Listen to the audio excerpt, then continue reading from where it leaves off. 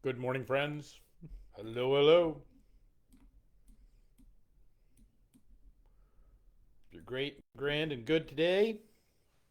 Hope that the world is finding you well. We're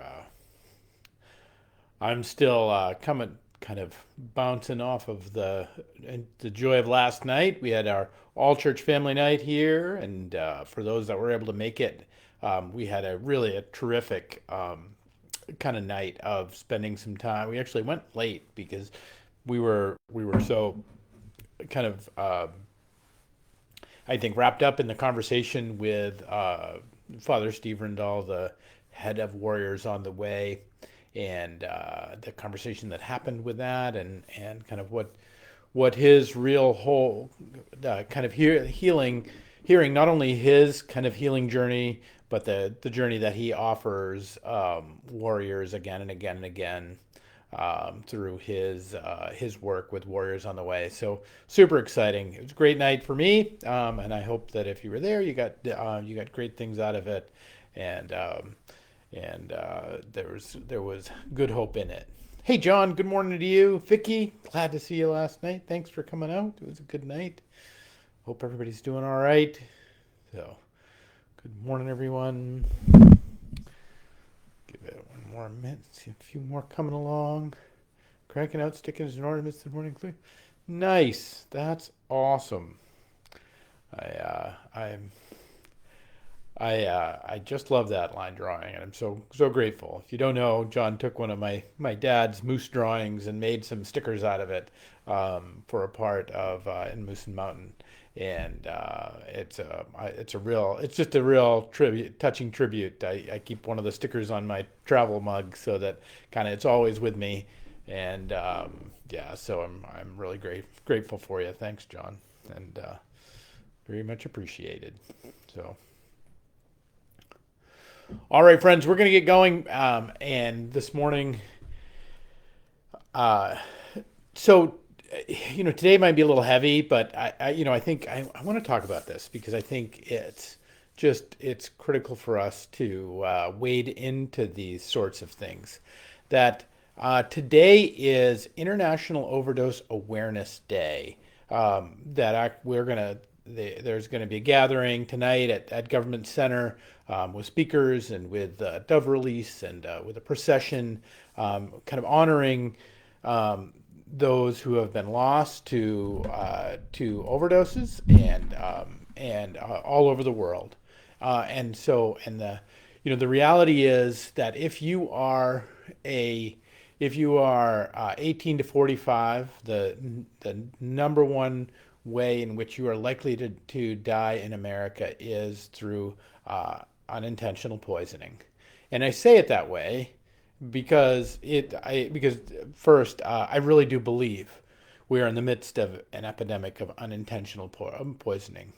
I personally now have heard the stories of four different families of people who have found fentanyl within whatever substance they were consuming. There was not a sense of overdose in what was happening. There was a sense of intentional poisoning. And so that there's actually a targeted campaign these days on people that who are out there, and in any number of things that they might consume in the course of a day. Some of them one person had an Ativan, one person had a Xanax. None of these people were seeking a high. None of these people were out there kind of living the lifestyle that we want to talk about. There's so much stigma. There's so much kind of idea around all of this that I think it's critical for us to hold up first um, that that for 18 to 45-year-olds in America, the number one way that they might die is being poisoned.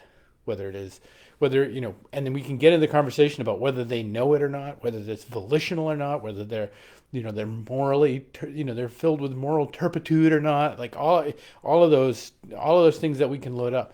But what we can say is that there are families with empty chairs around a table, that there are societies that are robbed of smiles and of laughter and of capabilities and of talent and of beauty in the people that have been created and who've been a part of our lives as a result of the poisoning of these substances that are coming into our communities. Now this is a big conversation. We don't have time to unpack the whole thing, but I want to hold it up, and I'm going to hold it up today. And I'm grateful that the city is doing this, and that is honoring this tonight, and that is making a point of lifting up those who have passed as a result of overdose, and simply the reality of overdose in our city that still exists. And I want to contrast it with this, and this is what I want, because I think this, for we people who would seek to follow something higher than simply, understanding ourselves to be rods of synapses with an urge to procreate, us just kind of as kind of walking bags of protoplasm. But we who truly and absolutely believe and commit ourselves to something that is larger in life and in spirit and in goodness, that we understand ourselves as being a part of something larger than ourselves, and that God calls to us in the midst of that, and what that calling looks like. And this comes from the first chapter of Paul's letter to the Ephesians. Now, I think, I'm probably biased at this point because I've spent so much time with Paul's letter to the Ephesians, and we did a study on it a year ago or so, and we've spent time with the church in Ephesus, and just personally, and I think that there's this way in which, but that Paul writes to Ephesus with this kind of reminder of who they are. They've kind of gotten kind of swept up in the worldly. This is kind of what's happened to the church in Ephesus. Ephesus itself is probably the home of the glitterati. It is the home of big pharma. It's the home of it is the home of banking. It has so much money in the ancient world that everybody's living on steak and lobster every day. It is just the heart of, and it's also the heart of where the God, many of the gods came to be worshipped and to be elevated in incredible ways. And this tiny group in the midst of Ephesus that are just awash in the world, much the way our world is just awash, whether it's in opioids or whether it's in human pain or whether it's in Walmart sales or whether it's in stuff or mammon or any of the other things that can distract us, that whether it's in this they too were living kind of in a culture of distraction as we find ourselves as well. And he starts his letter with this, right? He's a greeting, and this is the 4th verse. He says, "For he," God, so he's talking about God here, "for he chose us in him before the creation of the world to be holy and blameless in his sight in love." Oh, it's so good. "For he chose us in him before the creation of the world to be holy and blameless in his sight in love." Friends, what we need to remember about ourselves, what we need to remember about the world, what we need to remember on this International Overdose Awareness Day, what we need to remember again and again and again through all of the glitterati and the United States of Generica and the Applebee's 2-for-1 special and all the stuff that gets thrown at us in our appetites and in our wonders and our wonderings, in the midst of all of it, is that he chose us before the creation of the world. Us is you. Us is the junkie on the street. Us is the broken family that has an empty chair at the table. Us is each one of us were spoken into being before the foundations of the world were laid.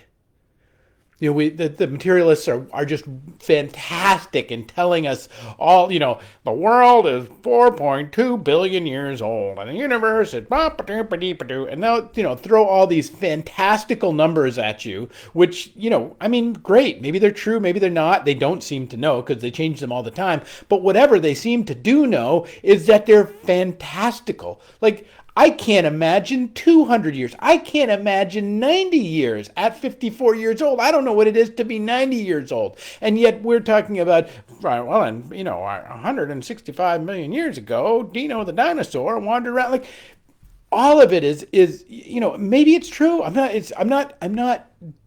doubting its veracity.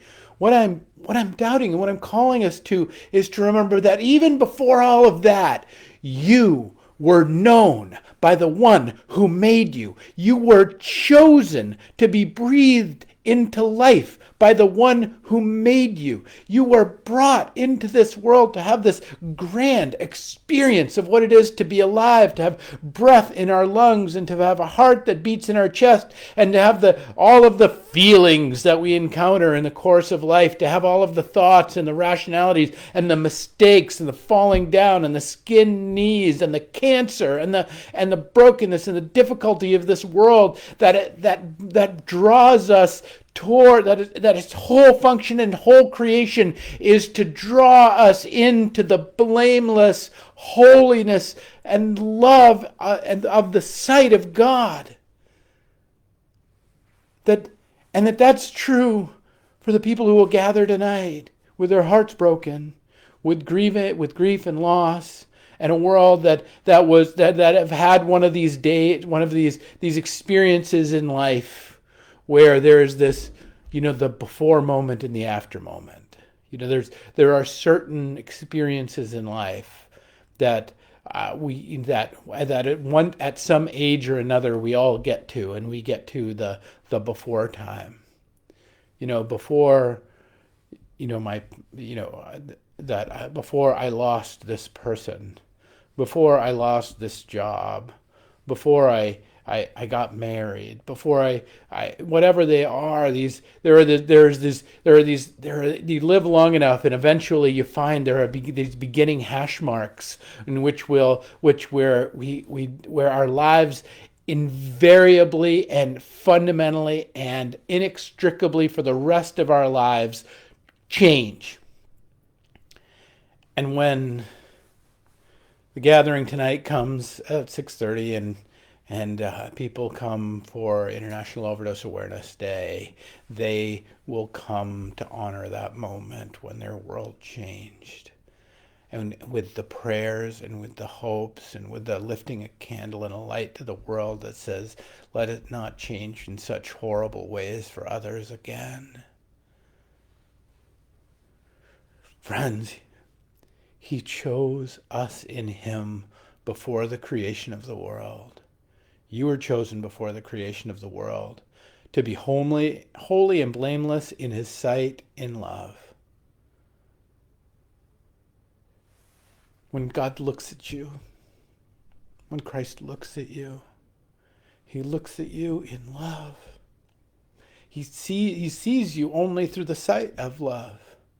He sees you not in your shortcomings, not in your falling downs, not in the things you didn't get wrong, not in the problems that you inevitably created because you kind of somehow allied with something that wasn't in your best interest. He's not judging your ability to get it right or to figure out or to do the hard algebra problem of what it is to be alive. But He chose you before the creation was ever laid down to be seen in holy and blamelessness through His love. And that's what you're created for. That's what every one of us is created for. That's what we're invited to hold in our lives. It's the table that has a chair that is prepared for us to sit in. Now, that does that doesn't mean, that our choices have no purpose or have no matter, or what we do. Of course they do. Of course we can come closer in a relationship, or we can break relationship. Of course we can come closer to the light, or we can hide ourselves in darkness. Of course we can push ourselves away from the table, or we can draw ourselves nearer. But that changes not how we were made and what we were made for. That changes not how we are seen by the one who made us and calls us into being before the foundations of the world were laid. And that is true for the person who dies of overdose. That is true of the person who is struggling in addiction. That is true of you and I in our own little machinations and craziness and wackadoodle episodes. That is true for us at our best moment, when we seem to be crushing it and we have all the things together, and life is good and Taylor Swift is on the radio. It is true no matter what, that he chose you before anything else was laid down, and sees you only in love. So as we hold up this day and the kind of the heaviness of this day, I want to remind you that there is no heaviness that cannot be floated by the love and grace of the one who made us and called us into being, who knows all the mistakes you're going to make, who knows all the mistakes you could make and don't make, who knows all of the ways that you manage to you occasionally lay down your own ego and actually give yourself over to God's grace and God's love, and discover that the goodness of the world is not within you, but it is granted to you by this grand adoption of Christ Jesus himself. Friends, my hope for you is maybe you'll come out to the vigil tonight at International Overdose Awareness Day. It starts at 6:30. There'll be speakers and all kinds of good stuff there. But it's my hope that no matter what you encounter in your day-to-day, that you remember that Christ chose you before the creation of the world to be holy and blameless in his sight, in love. Peace and grace to you, my friends. And we'll pick it up tomorrow with another. We'll pick it up Tuesday. We'll pick it up Tuesday with another 11:11. Remember, we are back to 10 o'clock worship time on Sunday. I hope you join us, 282 Rock Street, Fall River, Massachusetts. It's awesome. We're going to be sitting at the Lord's table, taking the Lord's Supper, and hearing our third installation on what would John do, and what is God's work that John lays out in chapter 6 of the Gospel of John, and talking about the third iteration of what he maps out in his gospel, personal sacrifice. All right, peace and grace, my friends. And again, we'll pick it up next Tuesday with another 11:11.